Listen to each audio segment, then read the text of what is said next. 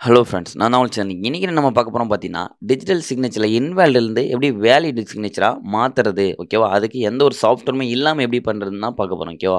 Just பிடிஎஃப்ல போயிட்டு ஒரு certificate வந்து ஓப்பன் பண்றேன். பட் இது ஆதார் கார்டு, பேன் கார்டு எல்லாத்துக்கும் சேம் ப்ரொசீஜர் தான், ஓகேவா? என்ன பண்ணோம்னா, உங்களுடைய சிக்னேச்சர் வந்து கேள்விக்குறியில வந்து காமிக்குது, ஓகேவா? இது டிக்கு தான் இருக்கணும். அப்ப நம்ம என்ன பண்ணோம்னா, ஜஸ்ட் அந்த சிக்னேச்சர் இத கிளிக் பண்ணீங்க அப்படின்னா, இந்த மாரி வரும்.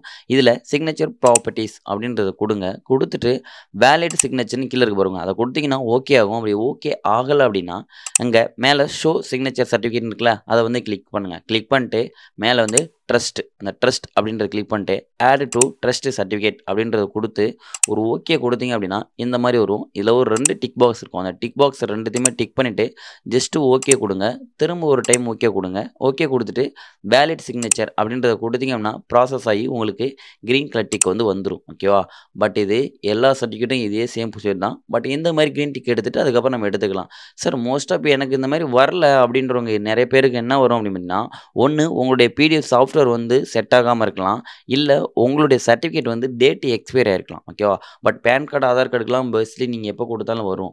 அதுவே இந்த மாரி சர்டிஃபிகேட் நீங்க ஒரு டிஎன்இஜிலருந்து ஓகேவா? இ-சேவை மையத்திலருந்து சர்டிஃபிகேட் இன்கம், ஜாதி, இருப்பிடம் மத்த சர்டிஃபிகேட் ஏதாவது நீங்க வாங்குறீங்க அப்படின்னா, அந்த சர்டிஃபிகேட்டுக்கு இந்த மாரி கிரீன் டிக் வரல அப்படின்னா, டேட் எக்ஸ்பைரி ஆயிடுச்சு அப்படின்னா தான் உங்களுக்கு கிரீன் டிக் வராது. பட் எல்லோ டிக்லேயே தான் இருக்கும். சரிங்களா? எல்லோ கேள்விக்குறியிலே தான் இருக்கும். நம்ம இப்ப இந்த மாரி வேலிட் சிக்னேச்சர் ஒரு சில பேருக்கு இப்ப எடுத்தே கூட வரல அப்படின்னா, இந்த ஒரு 6 மாசம், 7 மாசத்துல கூட வரல அப்படின்னா, அந்த தாசில்தார் யாருன்னா மாறிட்டாங்க அப்படின்னா, அப்பவும் அந்த மாரி சிக்னேச்சர் வந்து வெரிஃபை ஆகாம போலாம். ஓகேவா? அதனால ஒரு குறிப்பிட்ட டைம்க்குள்ளயே நீங்க சர்டிஃபிகேட் வர அப்பவே எடுத்து இந்த மாரி கிரீன் டிக்ல எடுத்து, அதுக்கப்புறம் ஒரு பிரிண்ட் அவுட் போட்டு வச்சுக்கங்க. அது நம்மளுக்கு பெஸ்ட்டா இருக்கும். ஓகேங்களா? இவ்வளோதான் ஃப்ரெண்ட்ஸ். இந்த வீடியோ புடிச்சிருந்தா லைக் பண்ணுங்க, கமெண்ட் பண்ணுங்க.